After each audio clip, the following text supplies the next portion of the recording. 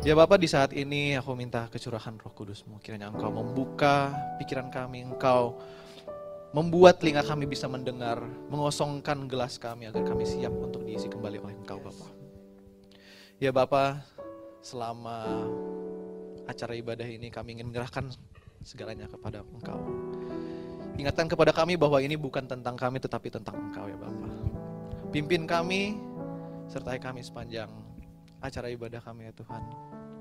Ampuni segala dosa kami sama seperti kami telah mengampuni orang-orang bersalah-salah kami. Terima kasih ya Bapak atas semua berkat-berkat yang Engkau telah berikan kepada kami. Kami siap untuk mendengar firman Engkau. Semua anak-anak Tuhan Yesus yang kece dan keren-keren banget, kami semua katakan sama-sama, amin. Oke. Wow, alright, thank you so much. Wow, ternyata rame ya. Tadi waktu praise and worship merem mulu, pas nengok ke belakang ternyata sekarang udah rame banget. Oke, agak gugup ya. Anyway, thank you banget. Hari ini senang banget bisa dapat kesempatan lagi untuk berbicara di sini. Dan by the way, ini record ya, family. Udah 2 bulan berturut-turut nih aku ngomong di sini, ini record baru. Kayak biasanya tuh jarang-jarang ya, Bang Richard ya. Tapi biasanya aku tiap kali dijadwalin untuk khotbah itu pasti nervous dan ada rasa excitement sendiri. Pasti ini aku setiap kali khotbah pasti aku cerita. Tapi hari ini beda. Hari ini beda. Karena biasanya tuh aku ditawarin untuk sharing. Kayak terakhir sharing itu karena untuk backup ya Bang Richard ya, untuk nge-backup Ko Anton yang berhalangan gitu. Jadi biasanya itu dijadwalin atau ditawarin gitu. Tapi hari ini aku yang nawarin diri gitu. Hari ini, jadi kalau misalnya family masih ada yang dengar sermon aku waktu di bulan lalu, waktu itu tuh aku rasanya kayak Tuhan itu ngetok-ngetok, gedor-gedor sampai ngedobrak pintu gitu untuk bawain, untuk sharing sermon di sini gitu. Tapi hari ini pas Tuhan baru mengetok, aku udah bukain pintu sih ya, gitu. Enggak ya, bercanda. Jadi sebenarnya aku di sini berdiri itu sebagai ucapan rasa syukur aku ke Tuhan. Gitu. Karena Jumat lalu, bukan kemarin ya, Jumat lalu di Friday Worship itu, aku ingat Kak Mike ya yang sharing, Kak Mike itu sharing tentang sukacita, thank you Bang. Tentang sukacita, tentang joy versus happiness, sukacita dengan senang. Gitu. Dan di satu momen, di awal-awal banget Kak Mike sharing, dia langsung nanya gitu. Dia langsung nunjuk aku gitu, Theo, kamu kapan sih terakhir kali merasa sukacita gitu. Wah di situ aku terdiam ya kan, karena beda kan sukacita sama kesenangan gitu. Dan aku pikir-pikir ternyata lama juga kayaknya terakhir kali gue ngerasa sukacita kayak gitu. Ya senang kadang-kadang kalau misalkan lagi scrolling TikTok ada yang lucu ya senang gitu. Tapi kalau sukacita kayaknya beda gitu, dan kayaknya lama banget gitu terakhir kali gue ngerasa ada sukacita. Dan selama kamu sharing itu diem-diem agak ngerembes sedikit air mata, soalnya di kantor kan, jadi harus diem-diem gitu, jadi agak malu gitu. Dan di message-nya kamu aku bersyukur banget, kita diingetin bahwa untuk sukacita sebenarnya caranya tuh simple banget, yaitu kita tinggal bersyukur gitu. Dan di momen itu juga aku langsung bersyukur, iya ya, gue lagi banyak masalah, gue lagi banyak pergumulan, gue lagi stres, lagi mental health lagi kena kalau anak sekarang bilang gitu. Dan di tengah-tengah situ aku coba ingat lagi semua kebaikan Tuhan, kayak ternyata emang gue kurang bersyukur aja gitu. Sampai saat ini semua berkat-berkat yang Tuhan udah kasih nggak diingat, makanya ngerasanya kayak nggak ada yang bisa membuat aku bersuka cita gitu. And so I did, di tengah-tengah sermon itu aku di tengah-tengah sharing message ke Mike, aku bersyukur. Setelah diingatkan kembali, bener, di situ aku baru merasa sukacita dan bersyukur banget bahwa Tuhan itu baik banget untuk aku. Tapi abis sharing, Tuhan itu juga bisikin sebenarnya, nggak sampai di sini bro. Gitu. Jadi lu jangan cuma ngerasa sukacita, tetapi jangan lupa untuk berbagi joy, sukacita yang udah lu dapetin kepada orang-orang. Kayak gitu. And so here I am today, gitu. Untuk dengan pimpinan Roh Kudus, kiranya aku berdoa banget bisa berbagi sukacita yang aku udah dapetin kepada family sekarang. Oke. Dan ya aku sangat berdoa supaya semoga keluar dari sini kita tuh nggak cuma ya sekedar formalitas gitu ke gereja, tapi aku berdoa benar-benar keluar dari sini kita bisa merasakan joy yang sedang aku rasakan, yang sama, yang berasal dari Tuhan. Amin. Amin. Yuk beri tepuk tangan dulu dong untuk mulai tahun. Ya, sermon aku hari ini masih dengan tema penyembahan sejati ya bulan ini. Itu berjudul Open Hands Over Praising Hands. Wow, oke. Berbicara mengenai penyembahan, family, ini sebenarnya ada topik yang sangat sensitif gitu. Dan kenyataannya itu setiap gereja, setiap denominasi, setiap pribadi bahkan itu punya style masing-masing untuk style dan ajaran masing-masing ya, untuk praise, untuk melakukan pujian dan penyembahan gitu. Dan kalau ngomongin cara penyembahan, betul kita pasti banyak pendapat, banyak perbedaan. Tapi aku yakin banget kalau misalnya kita ngomongin siapa yang kita sembah, semuanya pasti memiliki jawaban yang satu. Amin. Ya. Dan itulah yang paling penting. Kalau kita mau berbicara tentang penyembahan yang sejati, kita harus tahu dulu, sebelum tahu bagaimana cara kita menyembah, kita harus tahu dulu siapa yang kita sembah. Oke, who do we worship? Kalau kita ngomongin manusia aja nih, kita ngomongin manusia ya. Anak zaman sekarang pasti tahu nih, anak-anak muda, di sini banyak kumpulan anak muda. Itu pasti cara menyayangi, cara rasa pengen disayangnya orang-orang tuh pasti beda. Zaman sekarang kan ada ya, sebutannya love language. Ya kan, ada 5 kan, ada apa aja tuh? Ada quality time, physical touch, habis itu acts of service, words of affirmation sama receiving gifts gitu, 5 tuh. Itu anak zaman sekarang tuh pasti lagi ngetren banget gitu. Love language lu apa? Kayak gitu ya kan. Dan ketika kalau kita mau ngomongin gimana cara kita bisa sayangin seseorang, pasti tiap orang tuh punya caranya masing-masing. Oke, Tuhan pun demikian. Gitu. Kalau kita mau tahu gimana caranya menjadi penyembah yang sejati, kita tahu dulu siapa yang kita mau sembah. Oke? Jadi jangan sampai kita udah berdebat panjang tentang gimana cara kita bersembah, ternyata yang kita sembah tuh beda. Kayak gitu. Oke? Jadi contohnya gini. Kalau berbicara mengenai cara penyembahan, kalau misalkan mama misalkan ya, orangnya tuh quality time banget. Gitu. Kalau nggak harus dipuji-puji, nggak harus beliin kado, spend quality time bareng aja tuh udah ngerasa disayang, kayak gitu. Kalau aku orangnya acts of service, gitu. Jadi seneng kalau misalkan ya hal-hal yang simple lah gitu, lagi makan gitu, terus udah habis piringnya dibawain, kayak gitu, ya kan? Males ya itu kan ya, kayak gitu. Atau enggak yang simple aja deh, kalau misalkan lagi khotbah gitu, ini lagi aus banget sih, tiba-tiba ada yang nah gitu kan. Thank you. Sesimpel ini gitu. Iya, aku udah ngelirik-lirik, udah rada kering nih. Sorry ya, agak pecah-pecah. Bentar ya, minum bentar ya. Oke. Anak siapa sih? Oke, sorry. Thank you, Kak. Oke, jadi gitu. Kalau kita lihat ya, tiap orang tuh pasti punya caranya masing-masing untuk disayang gitu. Pengennya disayangnya tuh kayak gimana. Gitu. Jadi sekali lagi aku mau tekankan, sebelum kita cari tahu cara kita menyembah, kita harus tahu dulu siapa yang kita mau sembah. Aku mau tanya sekali lagi family, siapa sih yang kita sembah? Yesus, Tuhan, Allah Bapa. Gitu kan. Tapi pertanyaannya, ini yang sangat berbahaya. Pertanyaannya, gimana caranya kita tahu Tuhan, Yesus, Allah Bapa yang kita sembah itu Tuhan yang sama? Tuhan Yesus yang sama, yang menjadi juru selamat dan yang adalah Tuhan kita. Jangan-jangan beda. Gitu. Kalau kita lihat cara penyembahan kita aja beda-beda. Secara pribadi, secara organisasi, I don't know, denominasi, kita punya cara yang beda-beda. Jangan-jangan kita nyembah Tuhan yang beda-beda. Jangan-jangan kita nyembah Yesus yang beda-beda. Gitu. Jadi how can we tell? Gimana caranya kita bisa tahu bahwa siapa sih yang sebenarnya kita mau sembah? Gampang, solusinya sebenarnya tinggal cocokin aja ciri-cirinya. Iya kan? Ya, kita cocokin aja ciri-ciri Yesus itu seperti apa. Tapi ini juga yang harus hati-hati. Ciri-ciri yang mana? Gitu. Karena kita di dunia, kita sebagai manusia refleks kalau misalnya ngomongin ciri-ciri, pasti hal pertama yang kita ngomongin itu ciri-ciri sekuler, ciri-ciri fisik. Kayak gitu. Oh, Tuhan Yesus yang itu loh, yang gondrong, yang brewok ya kan, yang six pack ya kan. Carpenter bro, pasti six pack. Kayak gitu, yang kulitnya rada sawo mateng. Kayak gitu. Kalau kita ngomongin orang gitu juga kan, oh si Theo mah yang itu, yang kalau orang mungkin terakhir ketemu aku 2 tahun lalu kali ya. Itu nih, ini ada foto nih. Ini 2 tahun lalu nih. Oh si Theo mah yang itu, yang gondrong, yang kacamatanya rada bulet gitu. Tapi kalau misalnya aku gini gimana? Ya kan orang ketemu 2 tahun kemudian, aku udah rambut pendek sekarang terus kacamatanya kotak.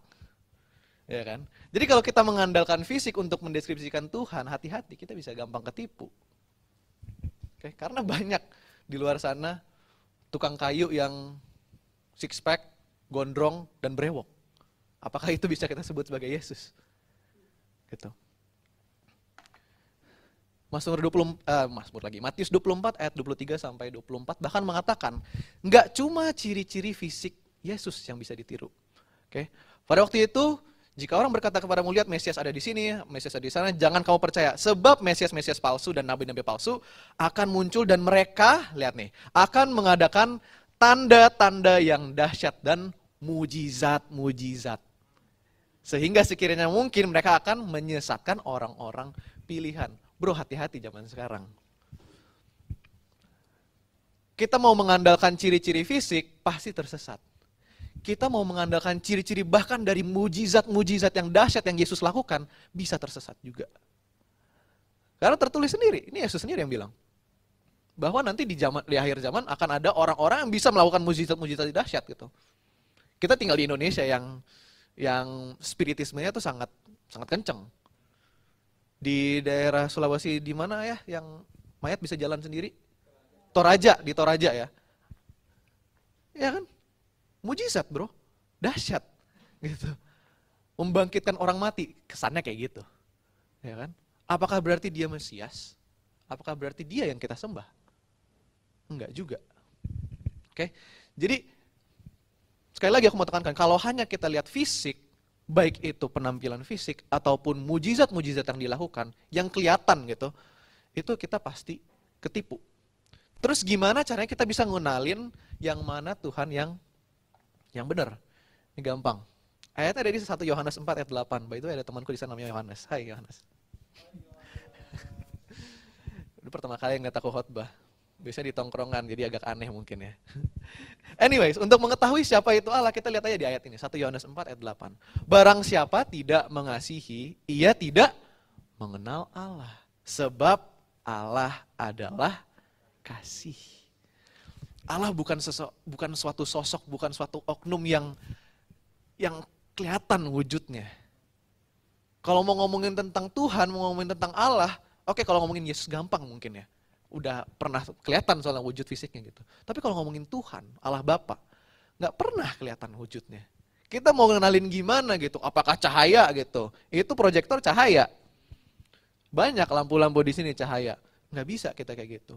Satu-satunya cara kita bisa mengenal Allah adalah lewat sifatnya.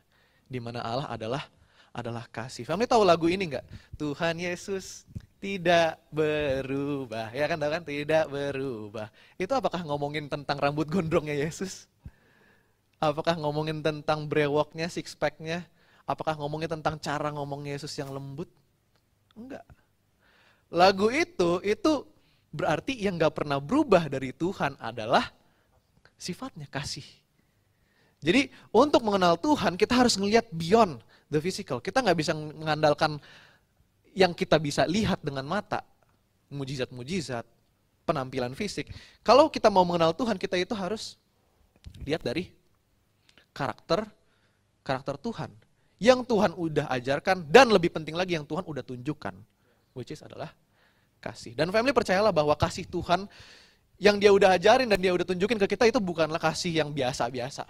Bukan tipe yang karena Kak Mike baik sama aku baik sama Kak Mike. Bukan tipe yang karena kamu mengasihi aku akan mengasihi kamu. Bukan. Ini adalah kasih yang menerima Zakheus yang hina di mata orang, terus diubah menjadi seorang saluran berkat. Ini adalah kasih yang memasang kembali telinga orang yang ditebas, yang padahal mau nangkep dia. Ini adalah kasih yang mengampuni orang-orang yang lagi ngolok-olok, lagi siksa dia waktu di kayu salib.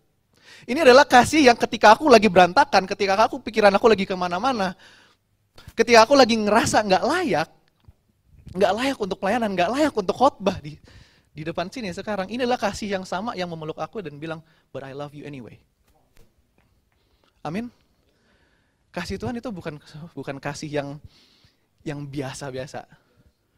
Ada kan lagunya, cintaku bukanlah cinta biasa gitu kan. Itu. Kasih Tuhan kayak gitu. Lebih lagi dari itu bahkan. Kasih Tuhan itu tidak sekedar kasih, tetapi kasih Tuhan juga mengampuni. Oke. Dan inilah cara kita mengenali siapa yang kita sembah. Tuhan, Juru Selamat, Mesias, sahabat sejati yang luar biasa. Bukan dari gondrongnya, bukan dari cahaya ilahi yang menakjubkan, bukan dari hal-hal yang fisik seperti itu, yang hal-hal fisik yang kita bisa lihat, tetapi dari sifat yang ditunjukkan. Kalau misalnya ada seseorang yang gondrong, habis itu brewokan, six pack juga, gitu, datang ke sini, belum tentu itu Yesus ya. Kita harus lihat dari sifatnya dulu. Gitu. Ya mungkin dia rocker aja gitu, kebetulan. Gitu. Dan bahkan ketika ada seseorang yang melakukan mujizat-mujizat dahsyat, mengaku bahwa dirinya Mesias, hati-hati. Hati-hati. Apakah mujizat-mujizat dan semua perbuatan yang baik itu berdasarkan kasih, atau it's all just for show? Gitu. So, aku nggak akan deep dive banget tentang karakteristik tentang Tuhan, tapi yang aku mau tekankan di sini adalah ingat bahwa Tuhan yang kita sembah adalah Tuhan yang penuh dengan kasih. Yang kita bisa tahu dengan cara melihat sifat-sifatnya, which is kasih. So, sekarang kita udah kenal sama Yesus, kita udah kenal sama Tuhan. Kasih. Ya, kita udah tahu siapa yang mau kita sembah. Muncul pertanyaan berikutnya, mengapa kita menyembah Dia? Ya kan? Sorry. Klise banget nih. Apakah kita menyembah Dia, kita ya worship, kita datang ke gereja, kita nyanyi, kita tepuk tangan, kita angkat tangan, kita nangis-nangis, itu karena rutinitas? Ya, ini kan klise banget kan gitu kan, kalau misalnya ada pengkhotbah ngomongnya tentang ke gereja gitu, oh apakah ini rutinitas gitu. Tapi ini adalah faktanya gitu. Apakah ini adalah rutinitas? Apakah kita menyembah Dia karena ya udahlah, it's just what I do? Gitu. Ya Sabtu juga kosong, Minggu lagi kosong, ya udahlah nggak daripada gabut gue ke gereja deh. Gitu. Oke. Dan benar, apakah semua yang kita lakukan ini untuk Tuhan? Apakah family yang datang maupun di sini maupun yang ada di Zoom, apakah kita datang menyembah Tuhan itu hanya sekedar karena kita rutinitas saja? Oh, karena kebetulan ada gereja dekat sini. Kebetulan gerejanya buka online service jadi gampang. Bangun tidur bisa langsung nge-Zoom. Kayak gitu. Dan ada kan tuh baru-baru ini kan viral ya, ada, aku nggak mau sebut nama kotanya ya, tapi kan ada kota yang baru-baru ini kayak diserang netizen gitu kan ya, karena nggak ada gereja di dalam kotanya, gitu. Sehingga orang-orang Kristen di kota itu harus jauh-jauh keluar kota gitu, ke kota terdekat, habis itu ya, untuk bisa beribadah, ya kan. Aku nggak sebut ya nama kotanya apa ya. Tapi intinya adalah yang aku mau ambil adalah kita sebagai orang Kristen gitu kan langsung ini ya. Wah, nggak ada. Maksud lo apaan bro? Nggak ada gereja di dalam kota itu. Maksudnya apa ya? Kita kan langsung berkoar gitu kan. Langsung refleksnya adalah pengen ngejulit di sosmed, pengen jadi netizen yang julid banget gitu. Tapi coba sekarang kita bayangkan dulu. Kita tenangkan hati dulu nih. Kita bayangin dulu kalau di posisi orang penduduk kota di situ. Oke? Kalau tinggal di kota tersebut, apakah lo akan melakukan effort yang sama untuk datang beribadah? Atau mungkin bisa jadi alasan gak ke gereja gitu. Aduh, ya gak ada gereja yang deket soalnya, masa harus keluar kota? Masa harus ke Bandung dulu baru bisa gereja? Masa harus terbang ke Bali dulu baru bisa worship? Oke. Jadi apakah semua ini itu kita lakukan karena rutinitas saja? Atau mungkin nih, yang sering terjadi juga di kalangan orang Kristen biasanya nih. Ini khususnya biasanya nih orang tua yang suka ngancem anaknya nih. Oke, apakah kita nggak ke gereja? Kita melakukan pujian, penyembahan itu karena kita takut nggak diberkati. Oke, Ini aku mau kasih true story ya. Ini waktu ke SMA. Jadi untuk konteks aku tuh SMA di Manado. Ada teman-teman juga yang ada di Manado, sangkatan lagi di Zoom nih. Ini mereka bisa vouch untuk aku nih. Ini real, ini story beneran nih. Jadi waktu SMA itu kan di asrama ya. Di asrama gitu kan. Kalau di asrama Advent itu kan ya basically it's a pesantren Kristen gitu kan. Tiap subuh, tiap malam pasti ada worship. Ya kan worship gitu. Nah, waktu di asrama itu waktu aku kelas 3 gitu kan. Kelas 3 SMA itu menjelang UN, ya kan, menjelang UNBK waktu itu. Dan waktu itu tuh kalau nggak salah angkatan kedua gitu, dan itu lagi heboh-hebohnya katanya, wah soalnya susah, abis itu menentukan kelulusan gitu. Jadi kan kalau UN-UN sebelumnya kan mungkin agak lebih loose gitu ya, kayak oh contekannya ada gitu, atau enggak, oh nggak terlalu pengaruh, nanti bisa didongkrak sama sekolah. Waktu itu isunya adalah UNBK itu menentukan kelulusan gitu. Jadi kita takut ya kan. Dan pada saat itu langsung spontan. Ini sebenarnya ritual yang udah spontan. Waktu kita ada UN, ada ujian, pasti kita ngadain prayer circle biasanya khusus untuk seniors, untuk kelas 3 gitu. Nah, ini percayalah family.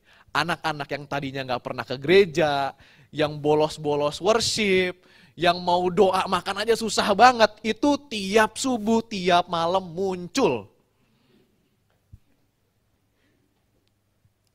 Aku nggak mau menghakimi, I don't wanna judge gitu.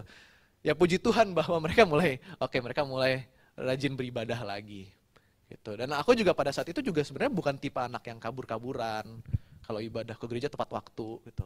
Terus rapi banget gitu kan, pakai kemeja, tangan panjang, dasi, pakai jas kadang-kadang gitu. Terus nggak lupa bawa Alkitab. Itu paling penting tuh. Tapi pada saat menjelang UN itu, tadinya ya udah aku ke gereja ya karena aku mau ke gereja gitu. Tapi pas mendengar isu UN, betapa sulitnya UN, lalu udah diadakan prayer circle ini, worship sessionnya ini tiap subuh, tiap malam, agenda aku untuk beribadah bukan lagi untuk beribadah, tetapi untuk biar bisa lulus UN. Jadi agenda aku yang tadinya ya udah pengen beribadah aja gitu. Aku jadi seolah-olah jadi takut kalau misalkan gue nggak ibadah, gue nggak lulus. Di saat itu aku terjebak di dalam asumsi bahwa banyak beribadah sama dengan banyak berkat. Ya kan? Dan kenyataannya family, berkat itu sebenarnya udah disediain sama Tuhan. Ya kan?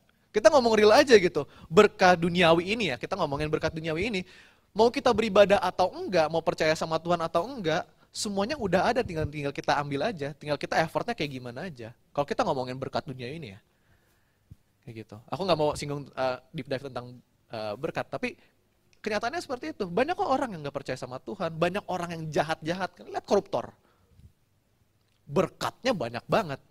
Udah di penjara pun masih diberkati.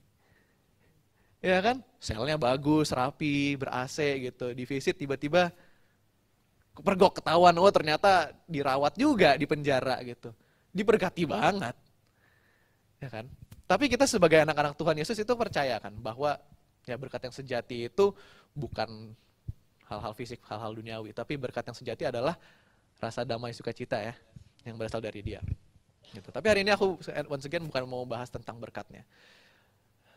Anyways, apakah kita menyembah Dia karena kita takut nggak diberkati? Dan ini yang paling sensitif. Mungkin juga kita itu rajin beribadah, aku sering datang ke gereja, main gitar, aku biasanya main gitar di sini. Gitu. Praise and worship, mengadakan komsel. Apakah kita melakukan semua itu karena kita cintanya sama pelayanan? Wow, ini kontroversialnya minta ampun. Oke. Ini baru aku lagi scrolling semalam TikTok gitu, terus ada yang repost video almarhum Pastor Adit yang di salah satu khotbahnya itu dia berbicara tentang, dia kasih testimoni gitu, dia kasih kesaksian. Dia kasih kesaksian bahwa di tahun 2020 kalau 2019 itu dia stres berat katanya, terus ya pokoknya depresi, pokoknya berantakan deh hidupnya. Padahal selama lagi pelayanan, lagi rajin-rajin ya pelayanan. Dan at one point dia itu menyadari bahwa dia itu melakukan pelayanan for the sake of pelayanan. Dia melakukan pujian penyembahan untuk pujian dan penyembahan, bukan untuk Tuhan. Gitu. Jadi dia mengutamakan pelayanan, tapi lupa sama tujuannya, yaitu Tuhan. Dan kisah ini yang juga terjadi ya, ini terjadi juga di Alkitab, ada ayatnya, ada ceritanya di Lukas 10 ayat 38 sampai 42 sebenarnya. Tapi aku baca aku tampilin yang 40 sampai 42 aja nih. Oke. Ayat 40, sedang Marta sibuk melayani, ia mendekati Yesus dan berkata, Tuhan tidakkah engkau peduli bahwa saudaraku membiarkan aku melayani orang diri, suruhlah dia membantu aku. Jadi ini konteksnya adalah, ini ada Maria dan Marta ya. Gitu, dan si Maria ini lagi Yesus datang pelayanan, si Maria ini lagi duduk di dekat kaki Yesus. Martanya sibuk gitu melayani sana sini. Tapi Tuhan di ayat 41, tapi Tuhan menjawabnya, Marta, Marta, engkau khawatir dan menyusahkan diri dengan banyak perkara. Tetapi hanya satu aja yang perlu. Maria telah memilih bagian yang terbaik yang tidak akan diambil daripadanya. Jadi di sini posisinya sekali lagi, si Maria itu lagi duduk dekat kaki Yesus, si Marta masih sibuk nyiapin sana sini gitu. Mungkin nyiapin makanannya Yesus gitu. Siapin nanti, handuk nih nanti buat mandi nih, nanti keringetan kan habis khotbah gitu misalkan. Nyiapin apalah segala macam, tempat duduknya apa segala macam. Pernak-perniknya. Dan di sini Yesus mau ingetin, hey Marta, kamu salfok, you've lost focus gitu. Aku suka banget dengar khotbah Sabat lalu ya dari Karya. Itu ada satu quote yang aku sampai saat ini tuh aku stuck banget di sini. Jangan sampai, jadi gini katanya, jangan sampai yang kita sembah adalah penyembahan itu sendiri.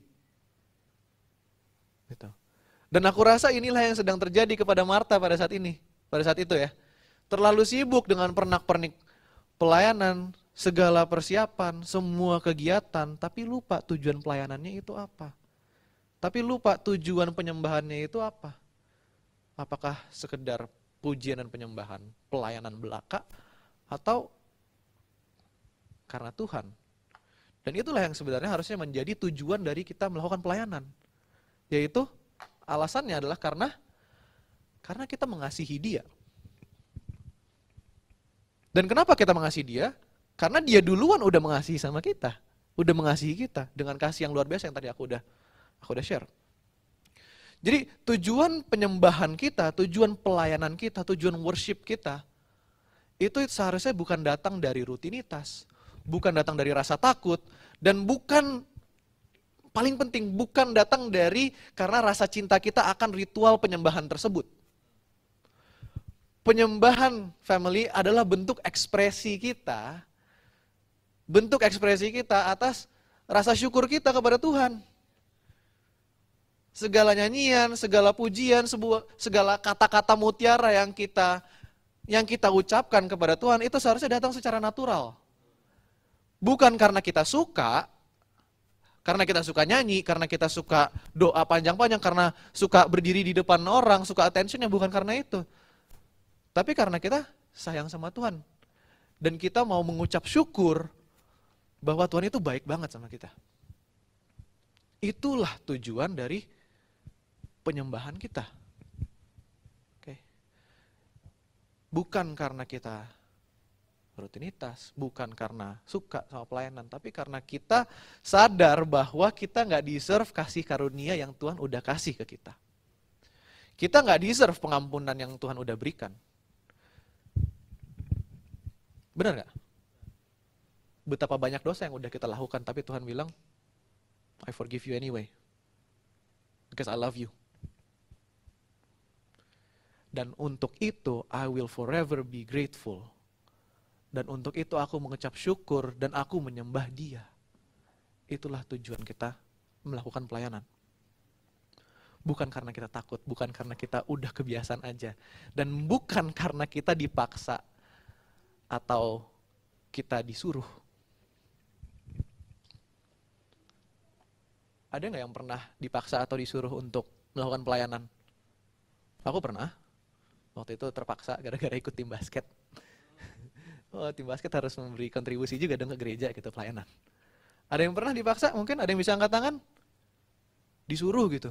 Jadi bukan karena kita mau sendiri, bukan karena volunteer, tapi karena disuruh gitu. Ya, pernah ya? Gitu. Dan ini masuk ke topik utama ya.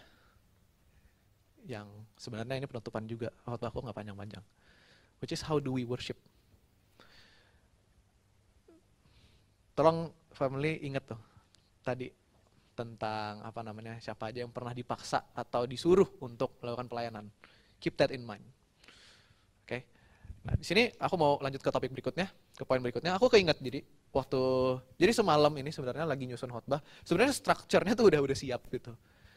Cuma ya luar biasa kuasa Roh Kudus gitu. Dia selalu kasih pencerahan baru. Somehow nggak pernah nonton video-video aku nggak tahu, dakwah. Seriusan nggak pernah nonton ya, palingan ya khotbah dari pastor siapa, pastor Adit gitu misalkan, dari pastor Chris. Tapi nggak pernah nonton dakwah dari seorang ustadz gitu. Dan aku semalam itu dapat di YouTube recommendation gitu, ada seorang tokoh agama, aku nggak mau sebut namanya siapa, tapi mungkin kami udah tahu ceritanya gitu. Yang bilang gitu, kalau kamu bisa cariin di Alkitab ayat yang mengatakan bahwa Yesus bilang, aku adalah Tuhan, atau sembahlah aku, tokoh ini siap menerima Christianity. Wah, itu dia dakwanya tuh di banyak banget orang. Pas dia ngomong kayak gitu, wah semua penontonnya langsung heboh. Gitu. Aku mau fokus di bagian statement sembahlah aku, worship me. Jadi, sekali lagi, tokoh ini mengatakan bahwa cariin ayat di Alkitab yang bilang, Yesus itu bilang, aku adalah Tuhan, sembahlah aku. Aku mau highlight di bagian sembahlah aku. Oke, karena katanya kalau bisa cari, Yesus bilang kayak gitu, dia siap masuk Kristen, siap dibaptis. Aku mau jadi hero dong, ya kan? Ini tokoh agama, ini gede nih komisinya kayaknya nih kalau dibaptis nih. Pahalanya gede nih, masuk nih, lumayan nih. Auto masuk surga gue kayaknya. Gitu kan. Aku mau jadi hero gitu, cari di perjanjian baru kan, itu kan ya Yesus kan hidupnya di perjanjian baru gitu. Cari di perjanjian baru. Ini mana nih tinta-tinta merah kan yang Yesus bilang kan. Tinta-tinta merah mana nih yang pernah mengatakan aku adalah Tuhan, sembahlah aku. Bener bro, nggak ada. Statement ini aku sebenarnya pernah dengar juga waktu aku kelas 1 sama kelas 2 SMA. Pernah jadi topik debat agama. Gitu. Cuma statement ini kembali lagi ke aku tadi malam gitu, lewat YouTube recommendation. Gitu. Dan ya setelah aku cari di Alkitab, di perjanjian baru, itu beneran aku telusuri. Ya nggak dibaca satu persatu, cari yang merah-merah doang, yang kata-kata Yesus. Tapi beneran, kecewa gitu, ternyata Yesus nggak pernah bilang kayak gitu. Yesus nggak pernah bilang, aku adalah Tuhan, sembahlah aku.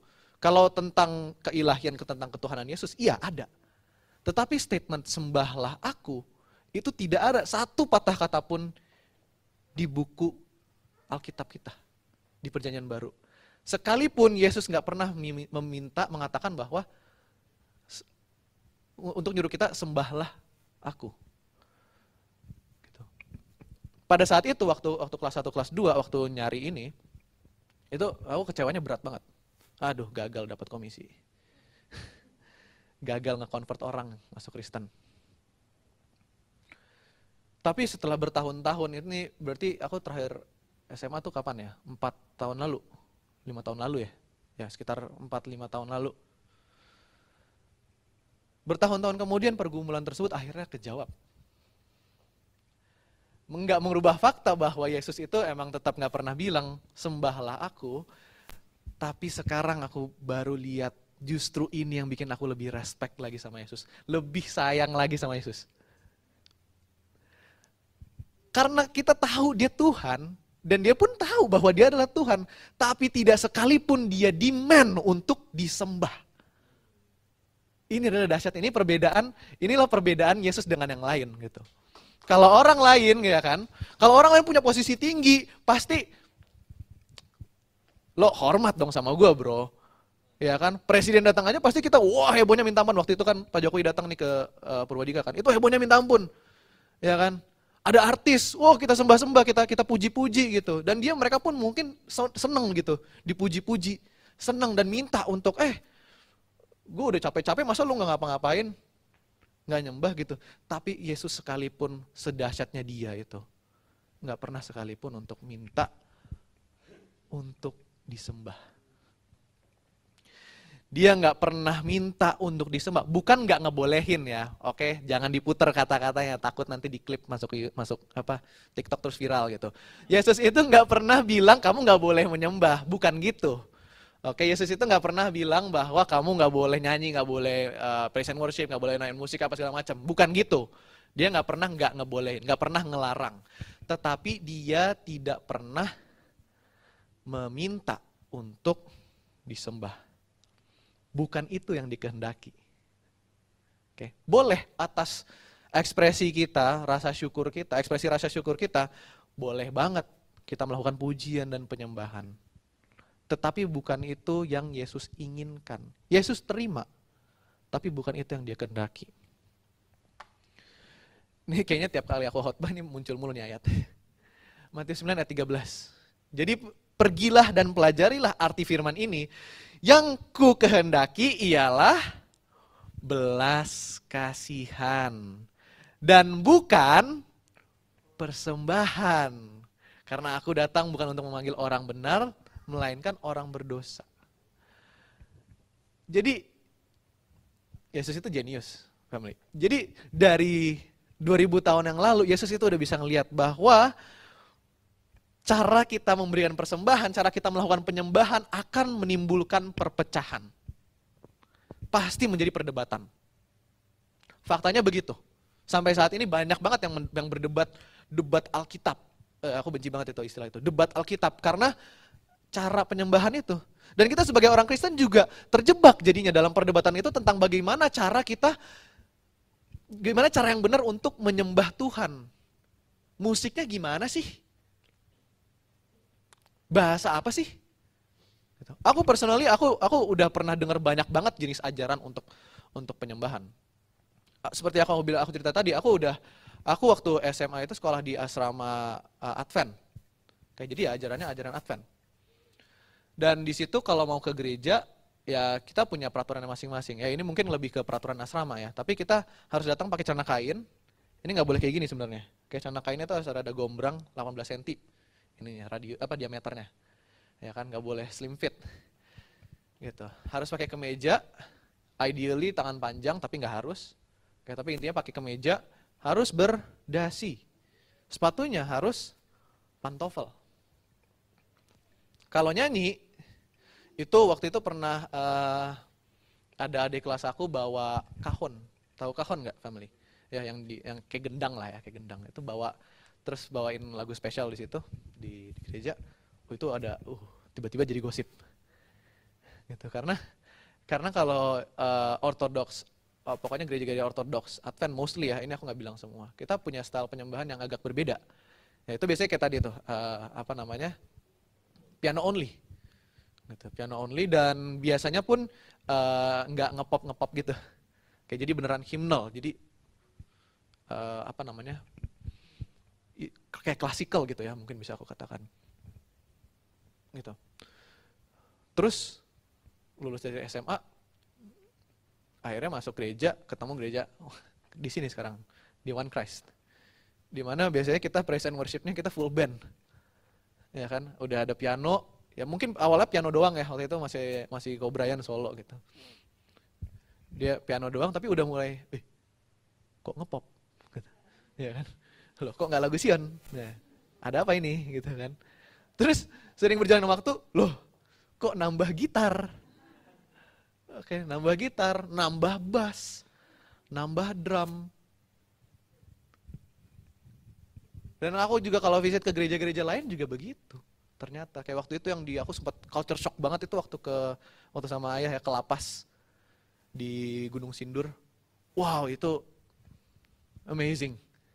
Gitu. Mereka full band dan ruangannya tuh akustiknya bagus banget gitu. Akustiknya bagus banget walaupun kayak ruangan sederhana tapi akustiknya bagus banget dan agak kecil. Jadi waktu mereka jreng itu wah langsung wow. Disembur Roh Kudus rasanya gitu. Kayak gitu. Oke. Jadi cara penyembahan itu sebenarnya banyak banget. Gitu. Kita ngomongin itu baru ngomongin musik. Kalau kita ngomongin yang berdiri di atas mimbar deh kayak gini sekarang nih. Yang membawakan firman itu sepatunya harus rapi, pantofel ini pakai Vans ya kan? Ya kan? Harus berkemeja ini kawasan doang. Tidak boleh pakai kalung kayak gini. Nggak boleh bertato. Ya kan? Kalau misalkan kayak gitu itu kriterianya nggak ketemu berarti kamu salah. Kamu itu tidak layak, Tuhan itu tidak berkenan gitu. Jenis lagu yang kita nyanyikan, gaya dan gerak-gerik. Ada yang bilang nggak boleh angkat tangan, ada yang bilang harus tepuk tangan, ada yang bilang nggak boleh nangis, ada yang bilang harus flat. Hah? Gimana? Oke, ini semua bisa jadi perdebatan yang panjang dan nggak ada habisnya. Dan inilah yang terjadi sekarang. Kayak gitu. Mungkin dan perdebatan ini yang leads to perpecahan, pengucilan atau minimal jadi gosip di gereja kayak waktu SMA itu. Nggak ada yang negor orang main kahon, tapi dibicarain di belakang. Gitu, jadi gosip. Kan sekarang kita jadi bingung gitu kan. Kita kumpul di One Christ, kita dari denominasi yang berbeda-beda. Kita punya pemahaman, punya ajaran, punya style masing-masing yang udah diajarin, yang didoktrinkan dari kecil mungkin. Gitu. Tapi kita ngumpul di sini sama-sama. Oke. Dan aku tadinya sempat skeptis waktu pertama kali masuk sini dan bilang, oh One Christ itu non-denominasi. Yakin loh. Dan baru belakangan ini yang aku sadar bahwa doesn't matter. Cara kamu menyembah itu, it doesn't matter. Okay. Kalau it doesn't matter, bagaimanakah penyembahan sejati itu? Topik kita kan. Bagaimana penyembahan sejati itu? Dan baru belakangan ini aku sadar bahwa penyembahan yang sejati, yang kita bisa berikan, kita persembahkan kepada Tuhan, bentuknya bukan offerings, bukan duit, bukan pujian, bukan penyembahan, bukan lagu-lagu, bukan doa. Enggak sama sekali sama yang seperti aku kira tadinya. Bentuk penyembahan sejati adalah belas kasihan. Yang dikehendaki oleh Yesus adalah belas kasihan, bukan persembahan. Persembahannya dia terima-terima aja, gimana pun terserah. How you express yourself, it's up to you. Yesus terima. Penyembahan, cara kita menyembah itu udah terserah kita, itu udah bentuk ekspresi kita, Yesus akan terima. Tetapi yang dia kehendaki bukanlah persembahan tersebut, melainkan belas kasihan. Dan di Markus 12 ayat 29 sampai 31 ini aku lupa taruh di slide. Yesus itu tekankan bahwa hukum yang terutama adalah kasihilah Tuhan Allahmu dan kasihilah sesama. Tidak ada hukum yang lebih terutama dari kedua hukum ini. Ini konteksnya dia lagi diuji sama ahli Taurat gitu. Mana sih hukum yang paling penting di hukum Taurat gitu. Jadi Yesus tekankan bahwa hukum yang terutama adalah kasihilah Tuhan Allahmu dan kasihilah sesama. Selevel. Enggak 1-2, selevel. Oke. Jadi jangan di-twist lagi. Artinya. Dan di berikutnya ini aku kasih tunjuk ini agak panjang. Di Markus 12 ayat 32 sampai 34. Setelah Yesus jawab gitu, kasihilah Tuhan Allahmu dan kasihilah sesama. Di ayat 32 si ahli Taurat ini bilang ke Yesus, tepat sekali guru, benar katamu. Bahwa dia Esa, bahwa Tuhan Esa, dan bahwa tidak ada yang lain kecuali dia. Memang mengasihi dia dengan segenap hati dan dengan segenap pengertian dan dengan segenap kekuatan. Dan juga mengasihi sesama manusia seperti diri sendiri adalah jauh lebih utama daripada semua korban bakaran dan korban sembelihan. Jauh lebih utama daripada doa-doa kata mutiara. Jauh lebih utama dari pujian penyembahan yang kita biasanya lakukan di gereja. Ayat 34, dan Yesus melihat bagaimana bijaksananya jawab orang itu dan dia berkata, engkau tidak jauh dari kerajaan Allah. Berarti benar, real coy, bahwa memang Yesus itu tidak yang dia kehendaki itu bukanlah persembahan, bukan itu yang dia mau utamakan, tetapi rasa belas kasihan. Jadi kita mau ikutin gaya penyembahan manapun, kalau nggak ada kasih di dalam diri kita, semuanya sia-sia. Karena ingat, ada yang jauh lebih penting daripada persembahan, yaitu adalah memiliki kasih.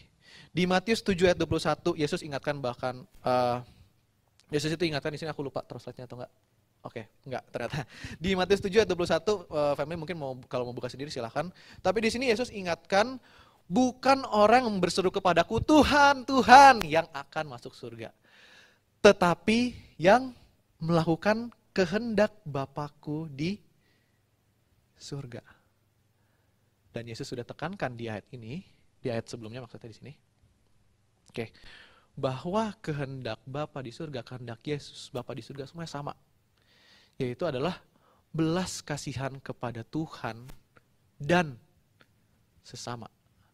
Dan bukan belas kasihan yang versi dunia ini, yang you love me, I love you back. No. Even if you hate me, I will still love you.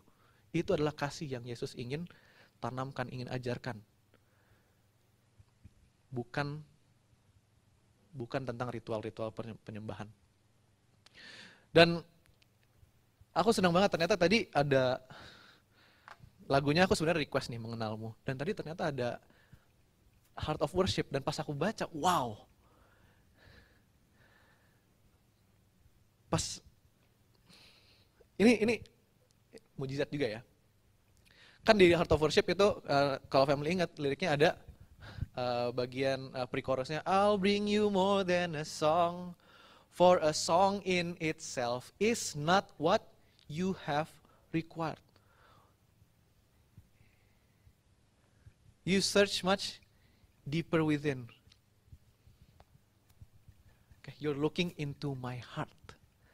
Dan itulah penyembahan sejati yang Yesus ingin ajarkan. Bahwa worship is not about the songs that we sing. Penyembahan yang sejati bukanlah tentang kita, wah, tepuk tangan, nyanyi-nyanyi lagu, doa-doa dengan kata-kata mutiara. Dan baru sekarang juga aku ngerti lagu Mengenalmu tadi. Ini kan kalau kita baca nih, di bagian ending ini liriknya, refnya ya, dan ku ingin mengenalmu Tuhan, di akhirnya ada, ku ada untuk menjadi penyembahmu. Ini waktu aku baca liriknya, ini kayaknya agak egois. Kesannya agak egois ya kan? Oh, kita dedicate diri untuk menjadi penyembah Tuhan, berarti Tuhan pengen banget kayaknya disembah-sembah. Tadinya aku menganggap bahwa lagu ini bukan lagu yang proper untuk dinyanyikan, apalagi dihidupkan. Tapi baru sekarang aku ngerti bahwa untuk menjadi penyembah Tuhan bukanlah lewat ucapan syukur, wah kita nyanyi-nyanyi, kita angkat tangan, kita berikan kata-kata mutiara kepada Tuhan. Menjadi penyembah Tuhan bukanlah seperti yang kita udah kira selama ini. Penyembahan yang sejati itu bukan kita pakai kemeja, rapi-rapi, datang ke gereja gitu. Ya kan? Penyembahan sejati itu bukan berseru, menyanyi puji-pujian bagi Tuhan. Jangan sampai kita cuma mengangkat tangan nyanyi, dan ku ingin mengenalmu Tuhan, lebih dalam dari semua yang ku kenal. Tapi waktu teman lagi ada bantuan, kita nggak mau buka tangan, pura-pura nggak kenal. Gimana kamu mau mengenal Tuhan? Penyembahan sejati, family, adalah ketika seorang teman membutuhkan bantuan, seorang teman membutuhkan teman curhat, kita dengerin. Penyembahan sejati adalah ketika musuh bebuyutan kita, at one point kita udah maafin, kita relain semuanya, terus kita doain. Penyembahan sejati adalah ketika ada yang masuk ke gereja, kita sapa dengan senyuman, kita beri salam. Penyembahan sejati adalah walaupun aku tahu hati aku sekarang keadaannya lagi hancur, aku gak suka sama orang ini, tapi aku akan tetap mengasihi orang ini. Penyembahan sejati itu juga Mungkin bentuknya yang simple-simple. Mungkin bentuknya dari pianis yang mengalunkan notes-notes yang mengharukan supaya khotbah aku kelihatannya lebih menginspirasi. Selagi aku tutup, siapa tahu kan. Ya kan? Ini kan bentuk penyembahan sejati. Yang Tuhan inginkan bukan musiknya, family, tetapi rasa kasih yang muncul dari diri kita. Gitu. Ekspresi kita terhadap kasih yang kita berikan kepada Tuhan, cara kita itu adalah ekspresinya. Tetapi yang Tuhan kehendaki adalah kasihnya. Oke. Kehidupan kita sehari-hari. Untuk menjadi penyembah Tuhan, kita itu harus hidup di dalam kasihnya. Dan gak cuma kasih biasa, kasih yang mengampuni. Family, aku mau tutup sermon ini dengan sebuah message yang semoga bisa memberi perubahan luar biasa dalam kehidupan family. Karena ini memberikan perubahan yang luar biasa juga kepada aku. Ini yang membuat aku tidak menghakimi. Ini yang mengajarkan aku gak menghakimi cara orang beribadah. Ini message yang ngebuat aku jadi lebih lebih bisa berbaur sama teman-teman, lebih bisa mengerti keadaan teman-teman. Oke. Jadi aku mau tutup sermon ini dengan message yang semoga bisa memberikan dampak yang sama dengan family, kepada family. So, a true worshiper does not only raise their hands to praise the Father, but also open their hands to love others. Penyembahan sejati bukan ketika kita mengangkat tangan untuk memberi pujian, tapi ketika kita membuka tangan, memberi belas kasihan. Open hands over praising hands. Itulah yang Tuhan kehendaki. Semoga message yang aku sampaikan di siang Sabat ini bisa memberi dampak yang luar biasa kepada family.